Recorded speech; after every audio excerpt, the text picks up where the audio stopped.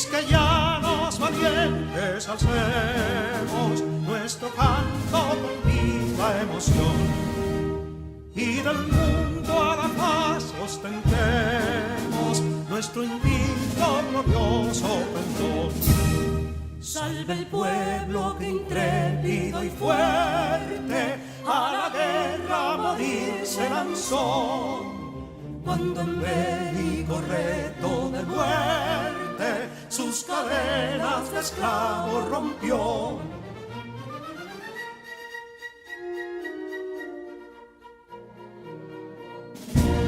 Ningún pueblo ser libre merece si es esclavo, indolente y servil. Si en su pecho la llama no crece, que templó el heroísmo viril, más que estrella la indómita y brava, siempre altiva la frente alzará, que si fuere mil veces esclava, otras tantas ser libre sabrá. Que si Dono y Ardita expusieron de un intruso señor al desdén, las carreras Belén campos fueron, que cubiertos de gloria se ven, que en la cima del heroico baluarte de los libres el verbo encarnó, donde el genio de Sánchez y Duarte a ser libre o morir enseñó.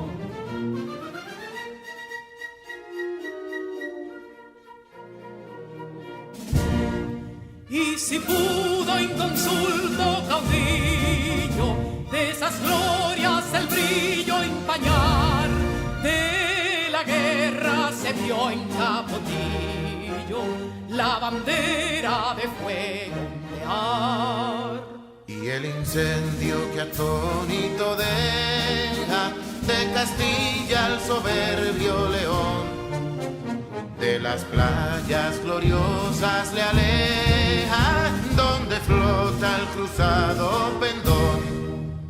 Compatriotas, mostremos erguida nuestra frente orgullosos de hoy más, que Quisqueya será destruida, pero sierva de nuevo jamás. Que santuario de amor cada pecho, donde la patria se siente vivir, y es su escudo invencible el derecho, y es su lema ser libre o morir.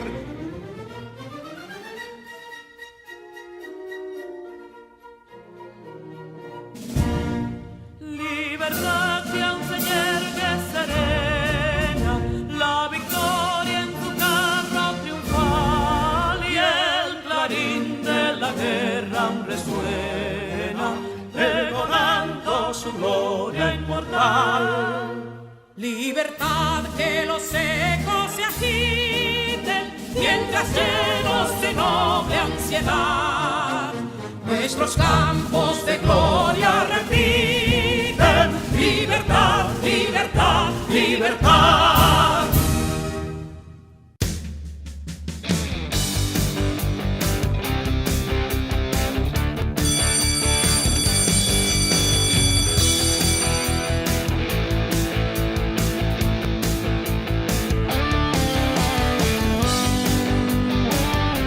Hola, mi nombre es Carla Maciel y como ustedes estoy muy entusiasmada por comenzar nuestro día de aprendizaje. Vamos todos y todas a crear las condiciones físicas y emocionales para que podamos disfrutar del progreso que es aprender. Lo importante es disfrutar el camino del conocimiento y hacer de él una fiesta. Aprender puede ser, si nos lo proponemos, una experiencia divertida y creativa.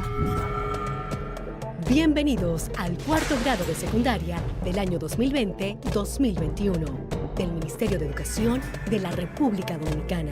Aprendemos en casa, preservando la salud. Sus profesores de este año escolar son: Asignatura Lenguas Modernas, Raicy Nairobi Sano Paredes, del Centro Educativo Liceo Matías Ramón Mella y Escuela Presidente Antonio Guzmán Fernández. Distrito 1004 y 1006. Habilidades: creativa y proactiva. De la asignatura Ciencias de la Naturaleza, Ediberto Cordero Abreu. Centro Educativo Liceo Enriquillo, Distrito 902. Habilidades: tecnológico, comunicador, creativo, líder. Asignatura Ciencias Sociales, Yancel Oderay Ferreras Cabreja. Centro Educativo Instituto Politécnico Salesiano Padre Bartolomé Beck, Distrito 1503. Habilidades: comunicativa, líder. Asignatura Matemáticas, Alexander García Pérez. Centro Educativo Centro de Excelencia Salomé Ureña, Distrito 1503. Habilidades: electrónica, fotografía, canto. Asignatura Lengua Española, Rosemilia Cepeda Reyes. Centro Educativo Liceo José Francisco Peña Gómez y Liceo Jesús Maestro, Educación Básica, Nocturno. Distrito 1504. Habilidades: paciente, comunicativa. Asignatura Lenguas Modernas, Echazón Láyenes, del Centro Educativo Centro de Excelencia Luis Encarnación Nolasco, Distrito 1502. Habilidades: predicar, experimentar. Asignatura Inglés, IMA Nord, Centro Educativo North Academy. Habilidades: baile, plurilingüe, astronomía, psicología.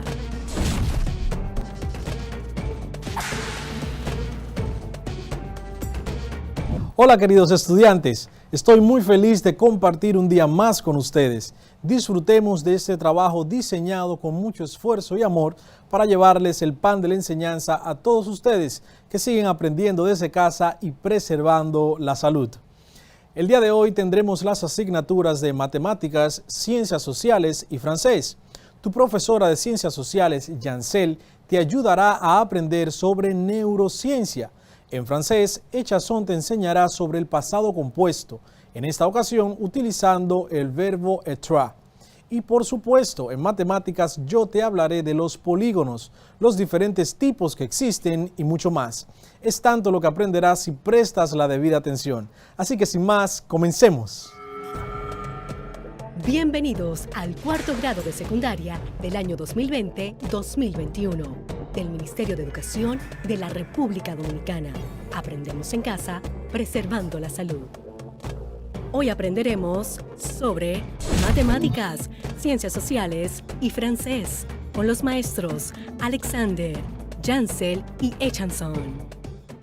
En clases pasadas hemos visto en innumerables ocasiones que la geometría está en todo nuestro alrededor. Si por alguna razón aún dudas de ello o te perdiste las cápsulas en esas clases donde lo pudimos demostrar, no te muevas de tu asiento y te sorprenderás con lo que te mostraré el día de hoy. Bienvenidos al cuarto grado de secundaria del año 2020-2021. En la geometría euclidiana, un apeirógono es un polígono degenerado con un infinito número de lados. ¿Qué? ¿Polígono degenerado? ¿Infinito número de lados? Estarás pensando que esto es imposible, que hasta ahora el polígono más grande que conoces se llama dodecágono, que tiene apenas 12 lados. En la clase de hoy verás que los tipos de polígonos son mucho más de los que una vez pensaste o de lo que has aprendido en toda tu vida de estudiante. Soy tu profesor Alexander García. Bienvenidos y bienvenidas a este espacio donde las matemáticas toman sentido. Hoy vas a aprender qué son los polígonos y cuáles son las distintas formas de clasificarlos. Entre ellas, la clasificación según el número de lados, donde descubrirás que los tipos de polígonos que conoces hasta ahora son como una gota de agua en el mar, por la cantidad que aún te falta por conocer.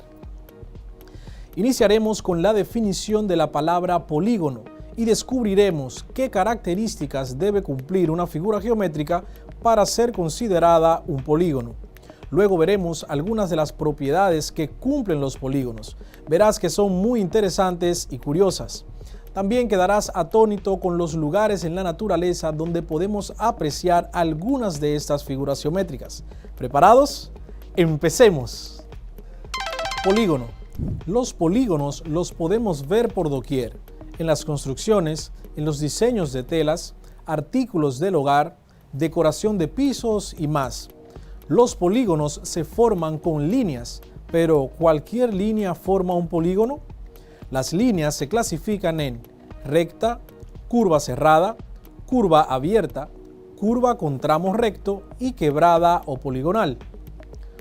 Una quebrada o línea poligonal está constituida por segmentos consecutivos que no pertenecen a una misma línea recta.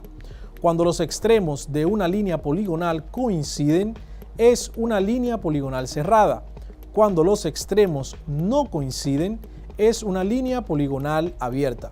Por su lado, un polígono es una línea poligonal cerrada que se obtiene de la unión de tres o más segmentos consecutivos y ubicados en un mismo plano. Se verifican las siguientes condiciones. Cada punto extremo del polígono es la unión del extremo de dos segmentos llamado vértice. Un par de segmentos solo se intersecan, es decir, que se tocan en un punto externo del polígono. Polígono es una palabra compuesta. Poli, que significa varios, y gono, que significa lados. Por tanto, un polígono es una figura compuesta por varios lados. Para que una figura geométrica sea considerada como un polígono, las líneas que las conforman tienen siempre que ser rectas y no puede estar abierto, es decir, toda la figura debe ser cerrada. Hagamos ahora una actividad. Vamos a describir las siguientes figuras y luego determinamos si son consideradas polígonos o no y el por qué. En la primera figura observamos 4 segmentos de rectas consecutivos, donde el último segmento no coincide con el primero. Por tanto, es una línea poligonal abierta y por consiguiente no es un polígono. La segunda figura que podemos ver contiene 6 segmentos de recta consecutivos, donde todos coinciden. Por tanto, es una línea poligonal cerrada y por consiguiente es un polígono. Por último, observamos esta figura formada por 3 segmentos de recta y un segmento de línea curva y todos coinciden para hacer de la figura una figura cerrada. Pero a pesar de que es cerrada, no es un polígono, porque todos los segmentos que componen la figura deben ser rectas y en esta figura uno de ellos es una curva. Ahora vamos a conocer las diferentes partes que conforman un polígono. Lados son los segmentos que forman la línea poligonal. Vértices son los puntos donde se unen los lados. Altura es la recta perpendicular trazada desde cualquiera de los vértices al lado opuesto. Ángulos son las regiones del plano que delimitan dos lados. Diagonal es la recta que une dos vértices no consecutivos. Centro es el punto desde el que todos los ángulos y los lados están a la misma distancia. Radio es el segmento que une el centro del polígono con cualquiera de sus vértices. Apotema es el segmento que une el centro del polígono con el centro de cualquiera de sus lados. Base es el lado inferior de un polígono. Normalmente es el lado donde se apoya la figura. Clasificación de los polígonos. Podemos clasificar los polígonos de formas diferentes. La primera es de acuerdo con el número de lados. Triángulo es el polígono compuesto por 3 lados. Tri significa 3. Cuadrilátero es el polígono compuesto por 4 lados. Cuadri significa 4, látero significa lados. Pentágono es el polígono compuesto por 5 lados. Penta significa 5. Hexágono es el polígono compuesto por 6 lados. Hexa significa 6, gono significa lados. Heptágono es el polígono compuesto por 7 lados. Hepta significa 7. Octágono es aquel polígono compuesto por 8 lados. Eneágono es el polígono compuesto por 9 lados. Decágono es el polígono compuesto por 10 lados. Deca significa 10. Un decágono es el polígono compuesto por 11 lados. Dodecágono es el polígono que está conformado por 12 lados. ¿Por qué las abejas construyen el panal de miel con las celdillas hexagonales? La pregunta ha pasado del campo de la geometría a la filosofía y a la biología, ya que la pregunta, como afirma Joaquín Navarro, está preñada de incógnitas trascendentales. ¿Actúan las abejas llevadas por un instinto geométrico de origen divino? ¿Responden a razones evolutivas por una cuestión de utilidad? ¿Viene la forma hexagonal del aplastamiento de unas celdillas sobre otras? Lo que la geometría nos enseña es que cuando uno quiere cubrir un plano con formas geométricas idénticas, lo que se llama teselación, el hexágono es la forma más eficiente, puesto que es la que se ajusta mejor al plano, ofreciendo menos perímetro. Podemos concluir entonces que las abejas escogen la figura hexagonal para construir las celdas con la menor cantidad de cera posible. Esta conclusión no fue inmediata y algunos físicos eminentes como Kepler y Darwin creyeron que la forma hexagonal era una deformación por aplastamiento de la forma que les parecía más natural, el círculo. Fue el matemático Laszlo Figes-Tooth, quien nació en 1915 y falleció en el 2005, quien demostró que el hexágono era la figura geométrica que era capaz de teselar o cubrir un plano dado, empleando un menor perímetro. Aún así, siempre quedará una pregunta sin resolver. ¿Entienden las abejas de geometría? Ahora bien, ¿son estos los únicos polígonos que existen? Claro que no.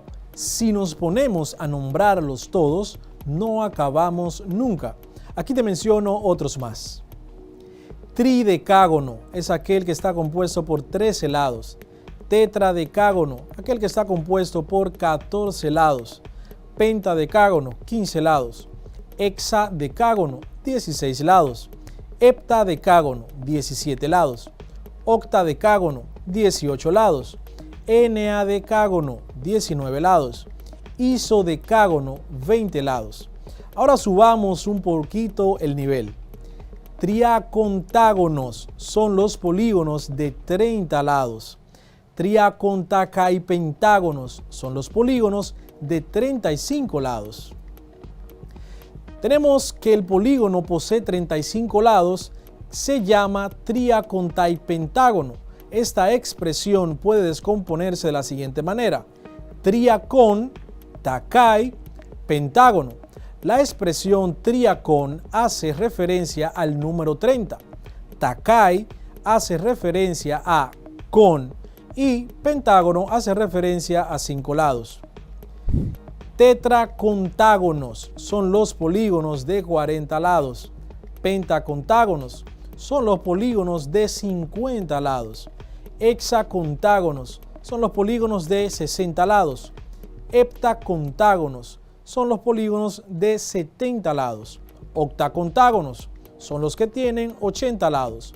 Eneacontágonos son los polígonos que poseen 90 lados. Hectágonos son los polígonos de 100 lados. No lo confundas con los heptágonos, que son los polígonos de 7 lados. Sus nombres solo tienen una letra de diferencia. Uno es hectágono con C, que es el polígono de 100 lados, y el otro es heptágono con P, que es el polígono de 7 lados. Clasificación de los polígonos según sus ángulos. Tenemos polígonos cóncavos. Es cuando el polígono tiene un ángulo que mide más de 180 grados. También tenemos los polígonos cóncavos, que son aquellos que tienen ángulos internos entrantes. Por ejemplo, la figura que conocemos como una estrella, si unimos dos de sus vértices no consecutivos, no siempre toda la recta quedará dentro del polígono. Polígonos convexos. Es cuando todos los ángulos del polígono miden menos de 180 grados. También los polígonos convexos son aquellos que no tienen ángulos internos entrantes. Por ejemplo, un rectángulo, si unimos todos los vértices no consecutivos con una recta, siempre la recta quedará dentro del polígono. Clasificación de los polígonos según sus lados y sus ángulos. Tenemos el polígono equilátero, que es aquel polígono que tiene todos sus lados iguales. Polígono equiángulo es aquel que tiene todos sus ángulos iguales. Por otra parte, tenemos el polígono regular. Es cuando el polígono es equiángulo y equilátero a la vez, es decir, ángulos y lados iguales al mismo tiempo. Polígonos irregulares es cuando en un polígono hay uno o más lados y o ángulos que no son iguales. Región de un polígono. La región de un polígono es el área interior de este polígono. Una región poligonal, también llamada región del polígono, es siempre la unión de un número limitado de regiones triangulares que no se superponen, es decir, que no están una encima de la otra. En otras palabras, cualquier polígono puede descomponerse en un número limitado de triángulos, como si fuese un rompecabezas. El número de triángulos se obtiene al unir uno de sus vértices con los no consecutivos a él. Por ejemplo, un polígono de 4 lados se obtienen 2 triángulos. Para calcular cuántos triángulos forman en un polígono, usamos la siguiente expresión, n menos 2, donde n es el número de lados del polígono. Veamos entonces algunos ejemplos acá en la pizarra. Tenemos 3 polígonos. El primero de ellos es un cuadrilátero, un polígono compuesto por 4 lados. Tenemos también un hexágono, que es aquel que está compuesto por 6 lados. Y por último, un pentágono, es aquel que está compuesto por 5 lados. Según lo que acabamos de mencionar, para calcular cuántos triángulos componen estos polígonos, utilizaremos la expresión n menos 2, donde n va a ser igual al número de lados del polígono. Veamos el primer caso, un polígono de 4 lados, un cuadrilátero.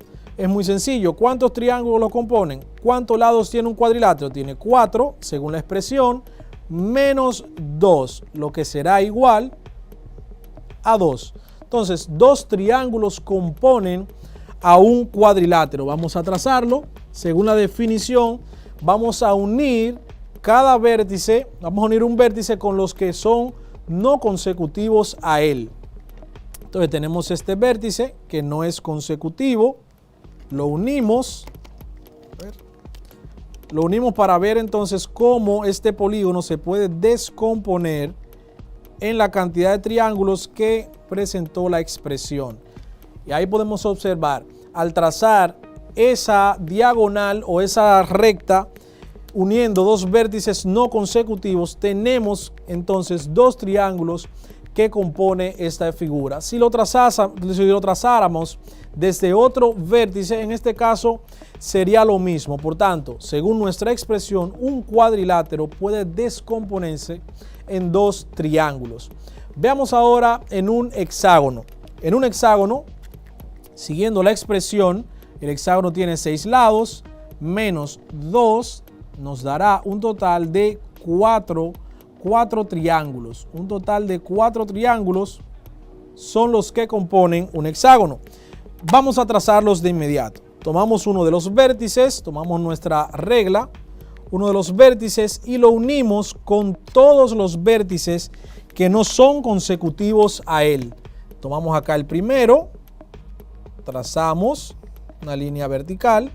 Luego tomamos el segundo vértice no consecutivo. El segundo vértice no consecutivo. Ahí tenemos. Y el último de ellos. Aquí está. Entonces ahí podemos observar. Tenemos un triángulo, el segundo, el tercero y el cuarto. Para cumplirse entonces lo que determinamos con la expresión n menos 2. Por último, veamos. En un pentágono está compuesto por 5 lados, menos 2 que viene de la expresión. Si te preguntas de dónde viene ese menos 2, es de la expresión para calcular el número de triángulos de cualquier polígono. 5 menos 2 es igual a 3. Entonces, un pentágono, tomamos uno de los vértices, cualquiera, y lo unimos con los no consecutivos a él para determinar los triángulos que conforman esta figura. Tenemos ya acá uno y de último tenemos este de acá. Tenemos entonces nuestro primer triángulo, el segundo y el tercer triángulo. Es algo muy sencillo, muy fácil de hacer. De esta manera podemos, por así decirlo, armar un rompecabezas con un polígono a través de los triángulos que lo conforman. Ahora te invito a que realicemos la siguiente actividad para que compruebes lo mucho que has aprendido hasta ahora. La actividad es de selecciona la respuesta correcta. Diré las preguntas, luego las opciones y al final daremos la respuesta. Ahora te invito a que realicemos la siguiente actividad para que compruebes lo mucho que has aprendido. Selecciona la respuesta correcta. Son algunos de los tipos de líneas. A. Rectas y curvas. B. Equiángulo y equilátero. C. Ninguna de las anteriores. La respuesta correcta, la A. Rectas y curvas. Vamos a la siguiente, número 2. Es la línea constituida por segmentos consecutivos que no pertenecen a la misma recta. A. Curva cerrada. B. Curva abierta. C. Quebrada o poligonal. La respuesta correcta, la C. Muy bien. Quebrada o poligonal. Siguiente, la número 3. Línea poligonal cerrada que se obtiene por la unión de 3 o más segmentos consecutivos ubicados en el mismo plano. A. Triángulo. B. Cuadrilátero. C. Polígono. La respuesta correcta es la C. Polígono. Muy bien. Número 4. Polígono cuyos lados y ángulos son iguales. A. Polígono regular. B. Polígono convexo. C. Polígono cóncavo. La respuesta correcta es la A. Polígono regular. Número 5. Es un polígono de 35 lados. A. Eneágono. B. Triacontacapentágono. C. Pentágono. La respuesta correcta, muy fácil, la B. Triacontacapentágono. Número 6. Es un polígono de 20 lados. A. Heptágono.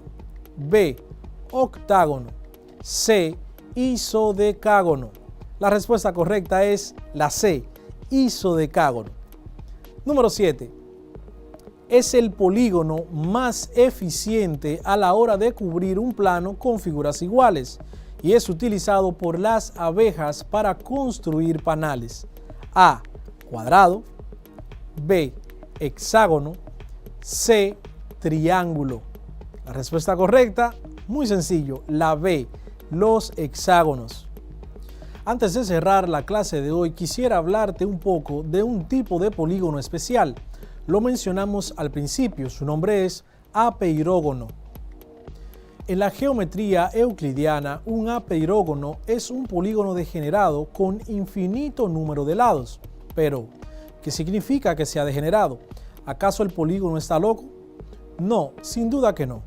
En matemáticas, un caso degenerado es un caso límite en el cual una clase de objeto cambia su naturaleza para aproximarse mucho a un objeto de otra clase, normalmente más simple.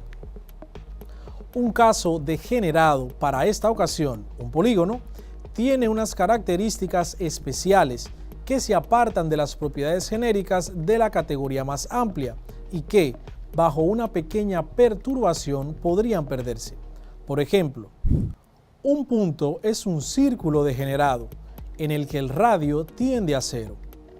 Un círculo es la forma degenerada de una elipse en la que la excentricidad tiende a cero. Una recta es una forma degenerada de una parábola si la parábola está contenida en un plano tangente.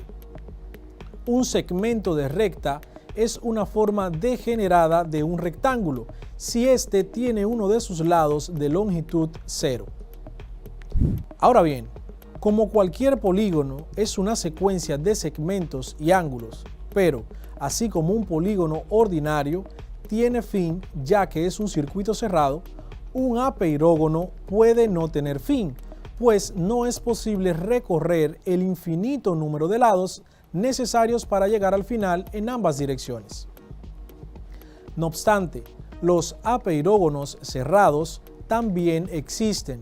Se dan cuando las esquinas forman secuencias, uno en cada dirección, a partir de cualquier punto, cuyos límites convergen en el mismo punto. Dicho punto se denomina punto de acumulación y cualquier apeirógono cerrado debe tener al menos uno de estos puntos. Apeirógono regular. Un apeirógono regular tiene lados de igual longitud y ángulos de igual amplitud, como cualquier polígono regular. Si el ángulo en las esquinas es de 180 grados, el aspecto del apeirógono parece una línea recta, como se muestra en el dibujo a continuación. Este tipo de líneas pueden ser consideradas como una circunferencia de radio infinito, por analogía con los polígonos regulares con un número muy grande de lados que se asemejan a un círculo. De ahí que una circunferencia se considera un polígono con infinito número de lados. En la próxima clase hablaremos un poco más de esto. En este día aprendiste mucho sobre los polígonos, que son las diferentes formas de clasificarlos, características, partes que lo componen y cómo calcular el número de triángulos que compone un polígono. También pudiste ver cómo la naturaleza nos sorprende con sus diseños, con los distintos diseños que obedecen a figuras geométricas. Por otro lado, también pudiste conocer otros polígonos de más de 12 lados. Por cierto, te invito a que puedas investigar el nombre de polígonos de 1000, 10.000, 100.000 y de 1.000.000 de lados. Cada día que pasa me sorprendo más con las maravillas de la geometría. ¿Y tú, aprendiste algo nuevo en la clase de hoy? Soy tu profesor Alexander García. Nos vemos en la próxima clase, aprendiendo desde casa y preservando la salud. Bye bye. Cuarto grado de secundaria del año 2020-2021.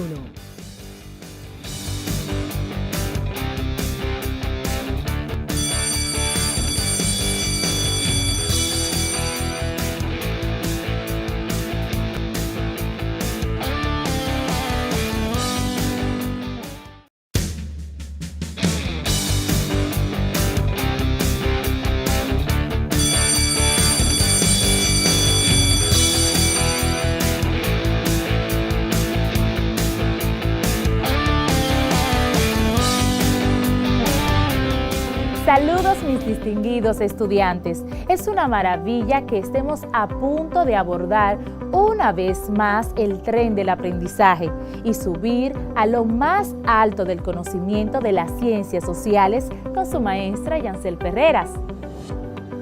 Hoy vamos a tratar un tema de gran importancia para todos los que vivimos en países donde hay terremotos y por ende también la posibilidad de tsunami.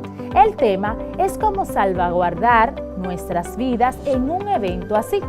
Recuerda que para comenzar esta escalada debes de tener a mano tu cuaderno de ciencias sociales, lápiz y sobre todo un gran interés de tu parte. Bienvenidos a bordo. Bienvenidos al cuarto grado de secundaria del año 2020-2021. Pero no podemos comenzar sin antes recordar qué estuvimos hablando en la clase pasada. Vimos los movimientos sísmicos y su impacto y los siguientes conceptos: sísmico, terremoto, placas tectónicas, réplicas, hipocentro y epicentro. Aprendimos que si los movimientos sísmicos son débiles, reciben el nombre de microsismos o temblores, y cuando son violentos y catastróficos se llaman macrosismos o terremotos. Los movimientos sísmicos se producen por dos causas principales: la actividad volcánica y el diatrofismo, que es como las alteraciones de la corteza terrestre, producto de los movimientos de la placa tectónica. ¿Y recuerdan qué es el magma? El magma se origina en aquella zona de la corteza y el manto superior terrestre en donde la temperatura llega a alcanzar un punto en el que los minerales que forman las rocas empiezan a fundirse. Sin embargo, la temperatura de fusión también depende de otros factores como la presión o la presencia o ausencia de agua. Existen diferentes tipos de magma. Los más comunes responden a tres tipos principales: basáltico, andesítico y granítico. Les comenté que como producto final de esta clase, quiero que realices un artículo de opinión sobre los efectos de los movimientos sísmicos en nuestra isla, pero quiero que entiendas y que tengas claro que es un artículo de opinión. Y algo que tiene relación con la clase del día de hoy y que no debemos olvidar es qué hacer antes, durante y después del temblor de tierra. Antes, converse con sus familiares acerca de qué hacer si hay un terremoto y especialmente qué hacer si están solos cuando este ocurre. Durante, permanezca tranquilo. De ser necesario, ayude a calmar a las personas que están con usted. Después, las autoridades de salud organizarán servicios de atención provisional. Diríjase a alguno de ellos por cualquier herida menor o para solicitar atención psicológica de urgencia. Como ven, hemos estado hablando de desastres como terremotos y tsunamis. Pero ¿recuerdan lo que es un tsunami? Un tsunami es una ola o serie de olas que se produce cuando una masa de agua es empujada por una fuerza que la desplaza verticalmente, que pueden ser terremotos, volcanes, derrumbes subterráneos, que provocan que el mar penetre con fuerza, arrasando con todo lo que encuentra a su paso. Vamos a ver hoy algo muy importante: cómo salvar vidas humanas, animales y aminorar las pérdidas materiales en caso de ocurrir uno de estos desastres. Estudiar los terremotos, los tsunamis, volcanes, el suelo terrestre, sus capas, fallas, nos ha permitido preparar una logística para aminorar sus efectos. Algunas de ellas son: la construcción de edificaciones diseñadas para resistir terremotos, el estudio de los volcanes.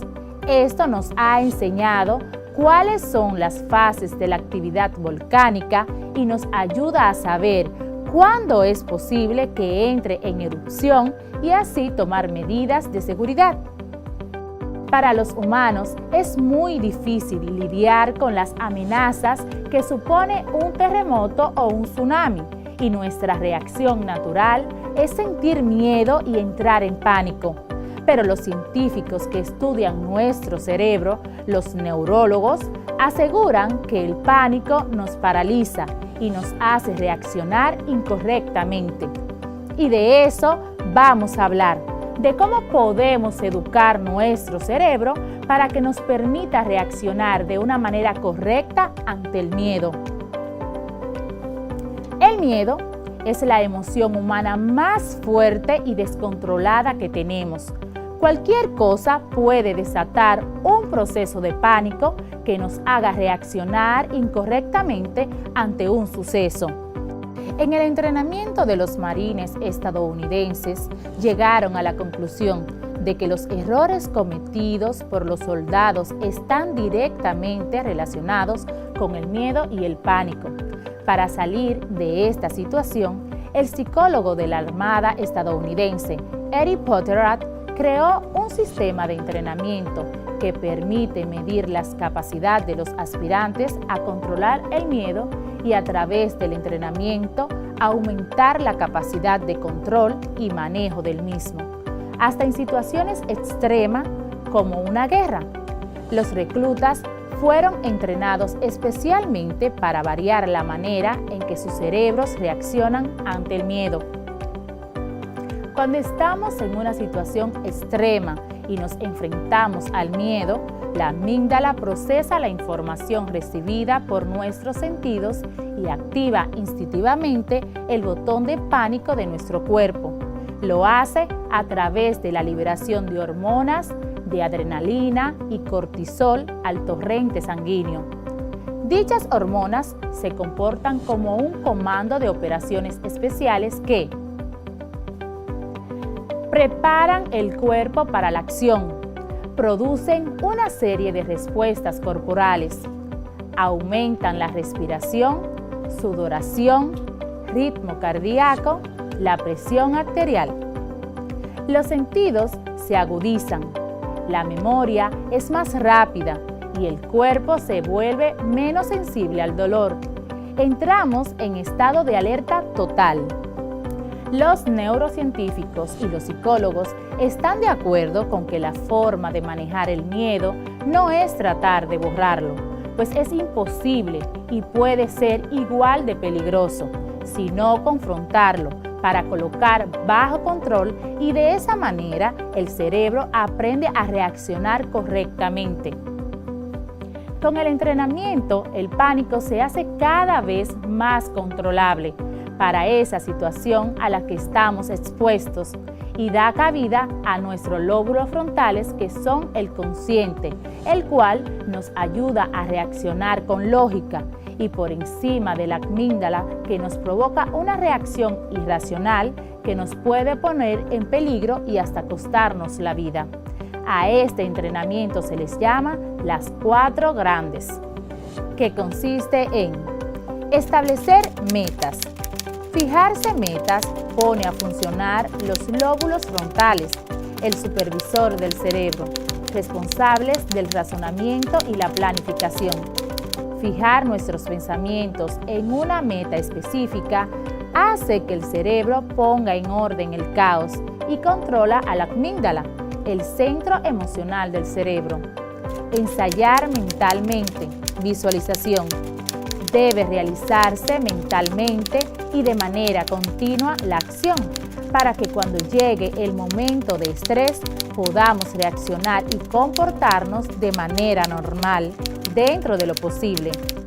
Eric Potterat dice: si practicas primero en tu mente y haces un ensayo de lo que deberías hacer en un momento estresante, cuando tengas que enfrentarte con esta situación en la realidad, será la segunda vez que lo hayas hecho frente a dicha dificultad.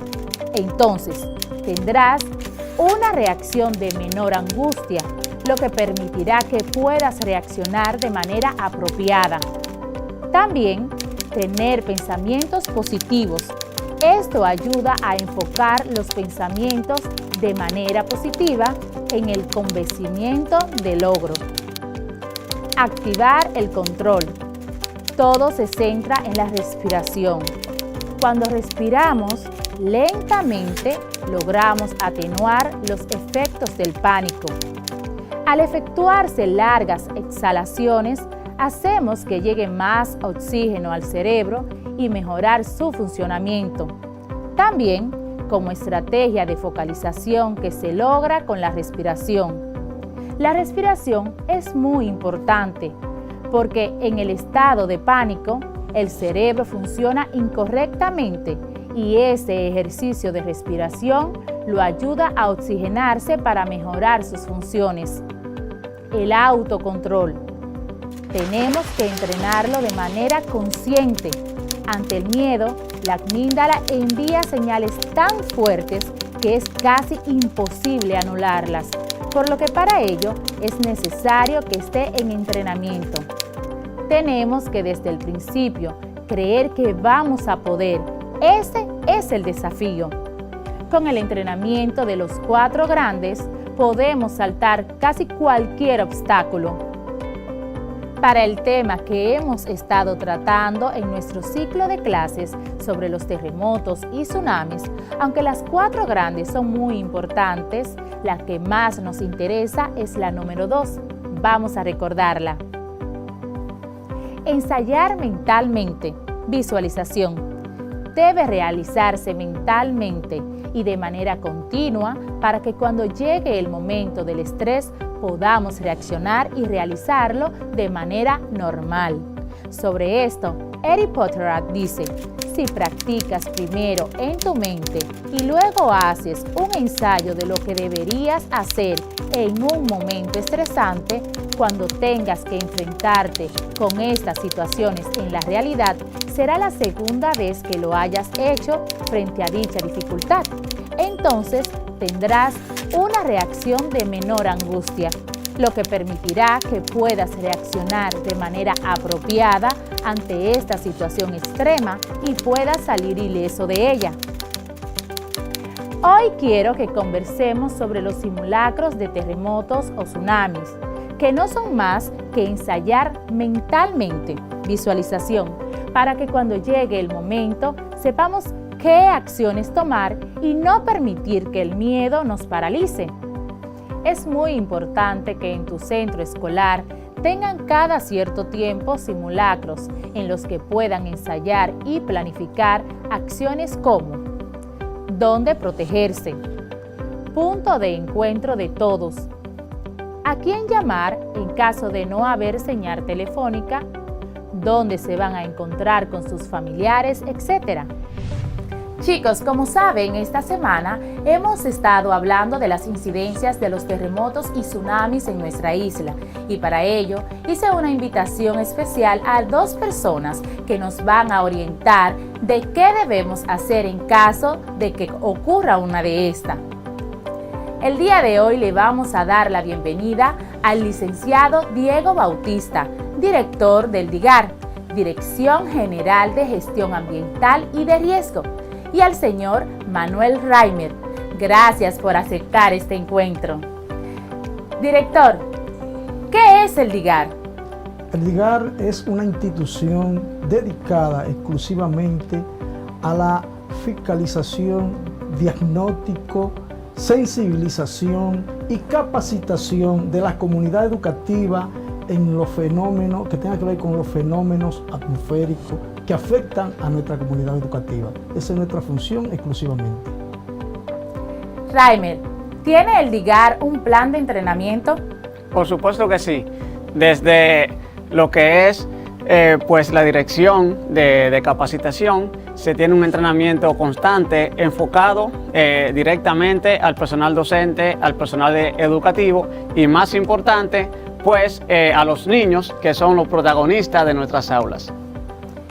¿Cada qué tiempo se debe realizar un simulacro en nuestros centros escolares? Bueno, el protocolo que nosotros tenemos establecidos, pues exhortamos o inducimos a que este tipo de entrenamiento se haga 2 veces al año. ¿Por qué 2 veces al año? Porque ahí nos vamos a dar cuenta las mejoras que nosotros podemos propiciar en ese plan.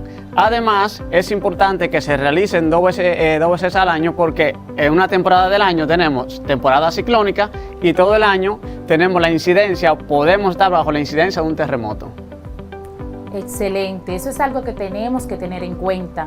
Reimer, ¿cuáles son las recomendaciones que debemos tener en cuenta a la hora de que, Dios nos libre, ocurra un evento de este tipo en el país?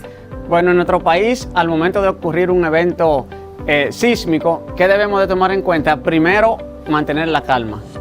Luego de mantener la calma, entonces nosotros debemos hacer una maniobra que es cúbrete, agáchate y protégete. Esta maniobra va enfocada tanto a si los alumnos están en las aulas o si están en sus casas tomando esta clase pues virtual.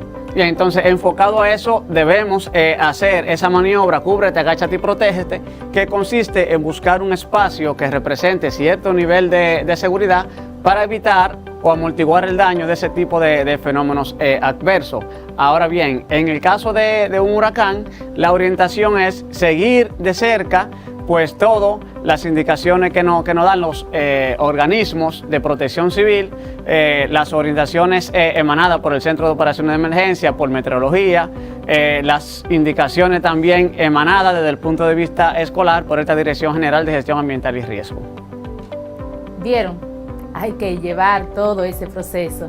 Diego, ¿dónde podemos encontrar los materiales de orientación dirigidos a protegernos? En nuestra Dirección General de Gestión Ambiental y de Riesgo tenemos a la disposición cualquier tipo de material que sea necesario que ustedes necesiten para orientar, para educar a nuestra comunidad educativa en este sentido. Es decir, que están a la disponibilidad y pueden contar con eso. Ya saben. Otra cosa, Reimer, ¿qué opinas del ensayo o simulacro desde el punto de vista psicológico y como entrenamiento para salvaguardar nuestras vidas? Desde este punto de vista es importantísimo, ya que nosotros desde la DIGAR tenemos adoptado un lema, que es que el saber reemplaza el miedo. A medida de que estos entrenamientos se van realizando, pues ya la comunidad educativa pues va teniendo cierto nivel de conocimiento de cómo debe de enfrentar este tipo de fenómeno que puede producirse tanto nosotros estando en las escuelas o estando en la casa, y ese accionar nos transmite tranquilidad porque sabemos cómo nosotros vamos a actuar de una manera segura en pos de salvaguardar nuestras vidas. Diego, un mensaje para nuestros alumnos sobre el miedo y su posibilidad de manejo con éxito. Un mensaje es que no debemos tener miedo y atender a las orientaciones que se nos puedan emanar desde nuestro centro educativo, puesto que tanto en el centro educativo como en nuestro hogar, en nuestra familia, podemos recibir las orientaciones que nos permitan lo más importante, que es salvar vidas. A veces 2 o 3 minutos en cualquiera de estos elementos o riesgos que se puedan presentar puede significar vida, y eso debemos tomar en cuenta. Gracias, muchas gracias. Chicos, vamos a darle las gracias al licenciado Diego y al licenciado Reimer por habernos asistido. Ha sido un honor y de gran ayuda tenerlos el día de hoy con nosotros, acompañándonos en la clase. Muchísimas gracias. Por lo que sabemos hasta ahora, la amígdala es una especie de botón de emergencia de nuestro cerebro. Si nos acecha un peligro inminente, este núcleo activa una señal que reenvía inmediatamente al resto del cuerpo. La amígdala es la estructura cerebral donde se origina el miedo. Los lóbulos frontales son un centro de mando y coordinación de actividades básicas como la atención, la memoria y la actividad motora. La actividad motora es la región del cerebro encargada de algunas funciones ejecutivas como autorregulación, metacognición, memoria de trabajo y flexibilidad cognitiva. Por eso son las que debemos entrenar para poder bajar los niveles de miedo y conseguir reacciones lógicas ante situaciones de peligro. Estamos hablando de algo muy interesante donde entran los estudios de la neurociencia, que es la ciencia que estudia el sistema nervioso y cada uno de sus diversos aspectos y funciones especializadas. La neurociencia tiene como objetivo comprender el funcionamiento y la estructura del sistema nervioso desde distintas vertientes, mediante metodologías y técnicas diversas. Sabemos que nuestro cerebro nos define, procesa el mundo que nos rodea y decide cómo respondemos a los diferentes estímulos a los que nos expone en nuestra vida cotidiana. En nuestro cerebro ocurren los procesos del enamoramiento, el reconocimiento, la memoria emotiva de olor determinado, la colaboración de múltiples disciplinas para el estudio del cerebro y del sistema nervioso es fundamental. Disciplinas como la química, la fisiología, la psicología, la farmacología, la genética, la ingeniería de varios ámbitos y la informática, entre otras, han apoyado la investigación neurológica. La neurociencia se utiliza en áreas tan importantes como la educación y la psicología. En nuestros días, el estudio del cerebro es la base del desarrollo social, afirma el neurólogo argentino Facundo Manes, quien asegura que la mejor inversión de un país es el cerebro de sus ciudadanos. Gracias a la neurociencia, la educación será cada vez más efectiva y menos complicada para maestros y alumnos, porque estaremos trabajando en base a los mecanismos que el cerebro utiliza para procesar y almacenar la información que recibe. Hay grandes evidencias de que una de las cosas que mantiene sano nuestro cerebro con el transcurso de los años es aprender. Ese ejercicio mantiene activo y sano nuestro órgano central. Por eso es importante que siempre estemos buscando información y cosas nuevas que aprender. Aquí estamos cuidando nuestro cerebro. Recuerda que estamos en la era de la información. Todo lo que somos y logramos hacer depende de nuestro conocimiento. Hoy hemos aprendido que si entrenamos a nuestro cerebro a ejecutar acciones lógicas ante el peligro, podemos cuidarnos en caso de eventos como son los terremotos o tsunamis, que nuestro lóbulo frontal puede accionar por encima de la amígdala y permitirnos sobreponernos al pánico. Por eso es tan importante que hagamos simulacros de desastres para que ensayemos nuestro accionar. Ya no estamos en tiempos de revolución industrial, estamos en la era del conocimiento. Por eso, chicos, debemos de esforzarnos para hacer que la sed del conocimiento sea una forma de vida. Está demostrado que la vejez de nuestro cerebro se aleja mientras más aprendemos cosas nuevas.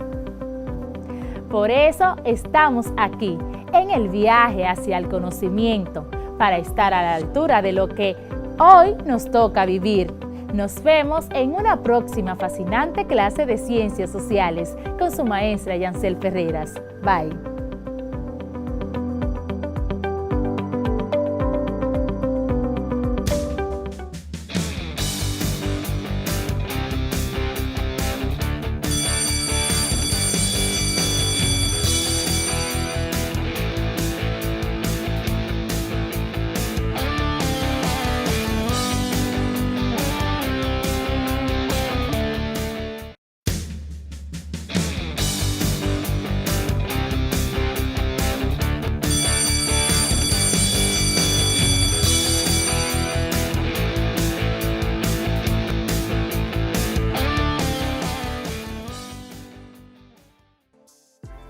¿Sabías que una de las grandes curiosidades que atañen a la lengua francesa es el género gramatical de algunas palabras?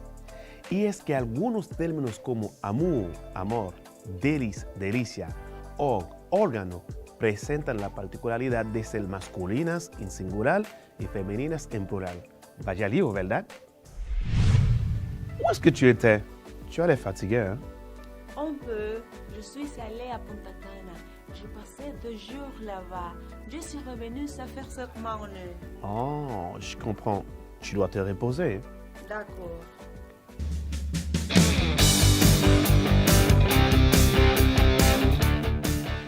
¿Qué tal si repasamos un poco la clase anterior antes de entrar a la clase de hoy? ¿De qué hemos hablado en la clase anterior? En la clase anterior aprendimos cómo usar el pasado compuesto con el auxiliar avoir. ¿Qué es el pasado compuesto y para qué se utiliza? ¿Te acuerdas? Repasámoslos juntos. Quand utiliser le passé composé? ¿Cuándo se utiliza el pasado compuesto? Le passé composé est le temps passé du présent de l'indicatif. Il sert à exprimer un événement passé dans un discours qui a des conséquences dans le présent. Par exemple, j'ai apporté des fleurs à ma femme. Cela implique que ma femme a toujours ses fleurs en ce moment. El pasado compuesto es el tiempo pasado del indicativo presente. Se utiliza para expresar un evento pasado en un discurso que tiene consecuencias en el presente. Por ejemplo, le he llevado flores a mi esposa. esto implica que mi esposa todavía tiene estas flores en este momento. ¿Cómo se forma el pasado compuesto? Le passé composé se forme avec les auxiliaires avoir ou être au présent suivi du participe passé du verbe. El pasado compuesto se forma con los auxiliares avoir o être en tiempo presente seguidos del participio pasado del verbo. En la clase anterior aprendimos cómo usar el pasado compuesto con el auxiliar avoir en francés. También vimos que el pasado participio y cómo podemos formularlo según el grupo que pertenece y el verbo en francés. Ahora repasamos los grupos de verbos en francés. Pour connaître le groupe d'un verbe, on regarde la terminaison de son infinitif. Terminaison en ER, c'est un verbe du premier groupe. Terminaison en IR, c'est un verbe du deuxième groupe. Et terminaison en RE ou OIR, c'est un verbe du troisième groupe. Ya sabes que de manera general hay tres tipos o series de verbos en francés, llamadas conjugaciones, según que acabe de infinitivo. Primer grupo, verbos acabados en ER. Por ejemplo, jouer. Segundo grupo, verbos acabados en IR. Por ejemplo, finir. Tercer grupo, resto de verbos que pueden acabar en IR, en RE o OIR, además del verbo aller, por ejemplo, pouvoir, prendre. Atención, los verbos aller y venir, a pesar que estos verbos terminan en IR e R, pertenecen al tercer grupo. Antes de entrar a nuestra clase de hoy, veamos juntos cómo podemos encontrar el pasado participio de un verbo según su grupo. Le participe passé des verbes du premier groupe se termine toujours par E accent aigu. Par exemple, crier, crier, jouer, jouer, lancer, lancer. Par I pour les verbes du deuxième groupe. Par exemple, abouti, fini. Le participe passé des verbes du troisième groupe se termine soit par un I, partir, parti, soit par un U, par exemple croire, cru, soit par un S, par exemple prendre, pris, ou soit par un T, par exemple faire, fait. Participo pasado de los verbos en primer grupo siempre termina en E con acento. Par exemple, crier, crier, jouer, jouer, lancer, lancer. Por I para los verbos del segundo grupo. Abouti, fini. El participio pasado de los verbos del tercer grupo termina o por I, por ejemplo, partir, parti. O por una U, por ejemplo, croire, cru. O por una S, por ejemplo, prendre, pris. O con una T, por ejemplo, el verbo faire, el participio fait. Espero que hayan entendido el repaso de hoy. ¿Te gustaría saber de qué vamos a hablar hoy? Hoy seguiremos hablando del pasado compuesto francés, pero esta vez vamos a estudiarlo con el auxiliar être. Le passé composé exprime une action qui s'est déroulée dans le passé et qui est terminée au moment présent. Par exemple, je suis allé a Santiago le week-end dernier. El pasado compuesto expresa una acción que tuvo lugar en el pasado y se completa en el momento presente. Por ejemplo, fui a Santiago el fin de semana pasado. Revisamos juntos el verbo être. Vamos, en presente. Je suis, tu es, il, elle est, nous sommes, vous êtes, ils, elles sont. Avec l'auxiliaire être, le participe s'accorde toujours avec le sujet. Para entender mejor, escuchamos de nuevo el diálogo con que iniciamos la clase. Où est-ce que tu étais? Tu allais fatigué, hein? Un peu. Je suis allée à Punta Cana. Je passais 2 jours là-bas. Je suis revenue, ça fait seulement 1 heure. Oh, je comprends. Tu dois te reposer. D'accord.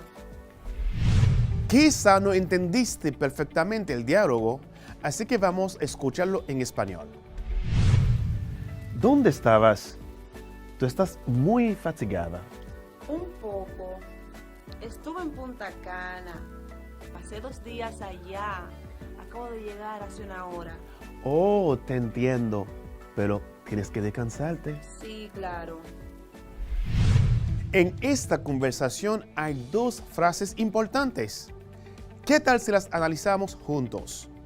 La primera frase es: Je suis allé à Punta Cana. J'ai passé 2 jours là-bas. Je suis revenu, ça fait seulement 1 heure. Como puedes notar, esta frase está en pasado compuesto.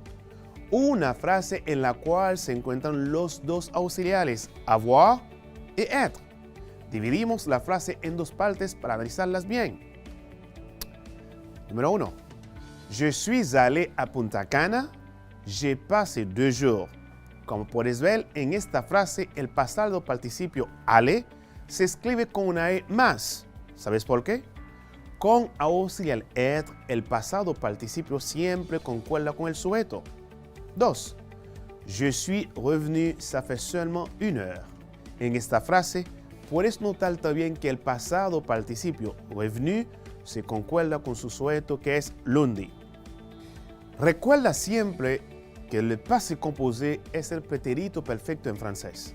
Se utiliza para expresar una acción pasada que ha finalizado y que da lugar en el presente a cierto resultado o consecuencia.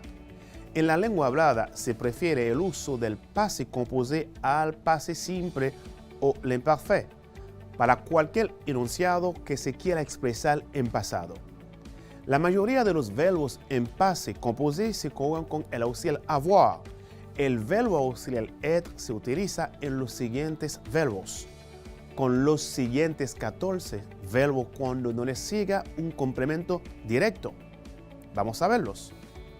Aller, apparaître, arriver, descendre, entrer, monter, mourir, naître, partir, rester, retourner, sortir, tomber, venir.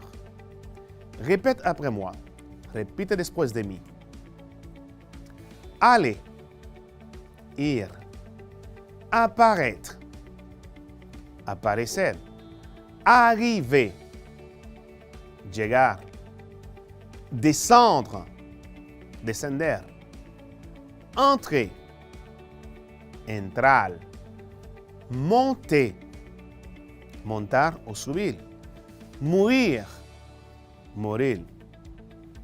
Naître, nacer. Partir, salir. Rester, quedar. Retourner, regresar. Sortir, salir. Tomber, caer. Venir, venir. Atención, si los verbos de movimiento descendre, rentrer o entrer, monter o remonter, rentrer, retourner y sortir van seguidos de un complemento directo, entonces forman el passé composé con el auxiliar avoir. El uso con uno u otro auxiliar implica en la mayoría de los casos un cambio de significado. Repito, si los verbos de movimiento descendre, rentrer o entrer, monter o remonter, rentrer, retourner y sortir van seguidos de un complemento directo, entonces forman el passé composé con el auxiliar avoir. El uso con uno u otro auxiliar implica en la mayoría de los casos un cambio de significado. Por ejemplo, ¿a quelle heure es-tu sorti ce matin? ¿A qué hora saliste? ¿As-tu sorti les carottes du frigo hier soir? ¿sacaste las zanahorias de la nevera anoche? Le participe passé d'un verbe conjugué avec l'auxiliaire être s'accorde en genre et en nombre avec son sujet. Repito. Le participe passé d'un verbe conjugué avec l'auxiliaire être s'accorde en genre et en nombre avec son sujet. Par exemple, les invités sont partis dans l'après-midi. Le participe passé parti se met au masculin pluriel comme le sujet les invités. Los invitados se fueron por la tarde. Las fiestas del participio pasado se ponen en plural masculino como el tema los invitados. Concordancia del participe passé en determinadas ocasiones. El participe passé en francés debe concordar en género y número con el sujeto o el complemento directo de la oración. Las situaciones en las que se establece esta concordancia son las siguientes. El participio de los verbos que se conjugan con el auxiliar être concuerda en género y número con el sujeto. Por ejemplo, il est allé dans son bureau. Él fue a su oficina. Elle est allée dans son bureau.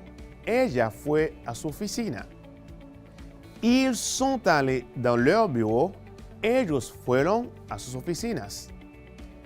Elles sont allées dans leur bureau. Ellas se fueron a sus oficinas. En la primera frase, il est allé dans son bureau, el sujeto es masculino singular, por eso que el pasado participio ale se escribe A, L, L, E con acento. En la segunda frase, el est allé dans son bureau, el sujeto es femenino singular, por eso que el pasado participio ale se escribe A, L, L, E con acento y otra E. En la tercera frase, ils sont allés dans leur bureau, el sujeto es masculino plural, por eso que el pasado participio ale se escribe A, R, R, E con acento, una S al final. En la última frase, elles sont allés dans leur bureau, el sujeto es femenino plural, por eso que el pasado participio ale se escribe A, R, R, E con acento, una E más una S. Para poner en práctica lo aprendido, hagamos una actividad completando las frases usando el pasado compuesto con être. Número 1. Elle, raya, allait au supermarché. La respuesta A tenemos A, B tenemos E. 2. Elle, raya, allait à l'église. A, E, B, sont. 3. Je, raya, venu te voir. A, suis. B, est. 4. Ou 4. Il, raya, parti. Ça fait 2 heures. A, sont. B, ont. 5. Vous, raya, revenu quand? A, est. B, sont. Verifiquemos ahora las respuestas juntos. La respuesta número 1 es, ¿la tiene? Es la B. Elle est allée au supermarché. La respuesta 2, o la segunda respuesta es la B. Elles sont allées à l'église. Respuesta número 3. ¿Las tiene? La respuesta es la A. Je suis venu te voir. Respuesta número 4. Es también la A. Ils sont partis, ça fait 2 heures. Respuesta número 5. También el A. Vous êtes revenu quand? Espero que hayan entendido bien esta actividad. Veamos la diferencia entre el pasado compuesto con avoir y être. El passé composé es usado para expresar acciones pasadas finalizadas que mantienen una relación con el presente. Por ejemplo, hier, j'ai fait mes devoirs. Ayer, hice mis deberes. Acción terminada en el pasado que repercute en el presente, porque cuando vaya a clase hoy, mis deberes estarán hechos. Segundo ejemplo, j'ai décidé de faire mes devoirs tous les jours. He decidido hacer mis deberes todos los días. Aquí está más claro que repercute al presente, puesto que si voy a hacer los deberes todos los días, hoy también. Hay unos pocos verbos que tienen être como auxiliar. Son verbos de movimiento o cambio de estado. Aquí te muestro los más importantes. Verbos, significado. Vamos a verlos. Aller, ir. Arriver, llegar. Descendre, descender. Entrer, entrar. Monter, subir. Mourir, morir. Naître, nacer. Partir, marcharse. Sortir, salir. Tomber, caer.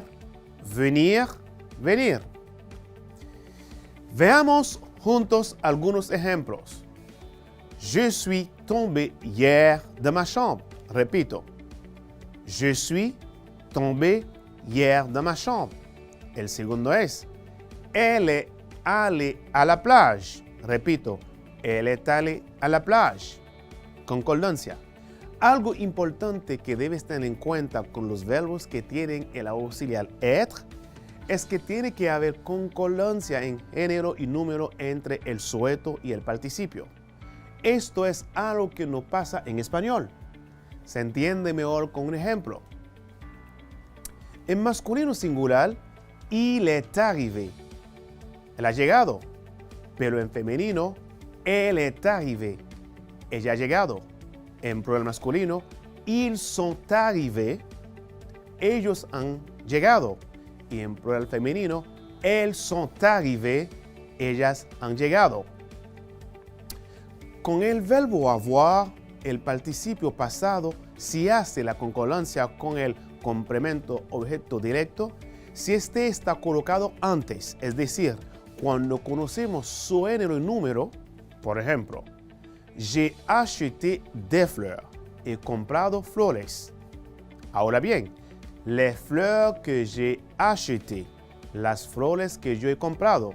En este caso, el complemento está colocado antes. Queridos, queridas estudiantes, espero que hayan entendido perfectamente esta parte. ¿Qué hemos estudiado el día de hoy? El día de hoy aprendimos cómo usar el pasado compuesto con el auxiliar être. Aprendimos sobre la concordancia del sujeto con su pasado participio y también cuando hay concordancia con el auxiliar avoir. Queridos estudiantes, espero que hayan disfrutado la clase de hoy y que puedan también expresar acciones en pasado perfectamente.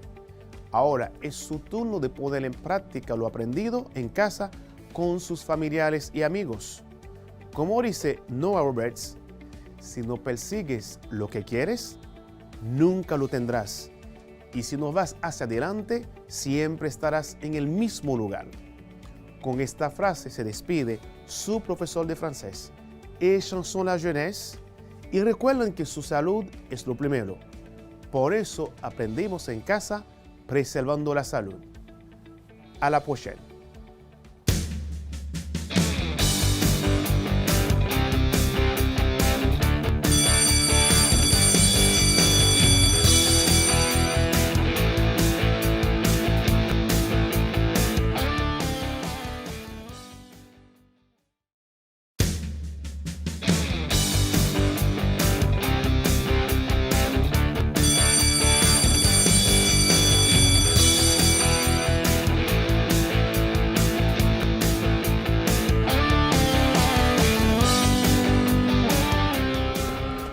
Queridos estudiantes, ¿recuerdan que trabajó el profesor Alexander de matemáticas?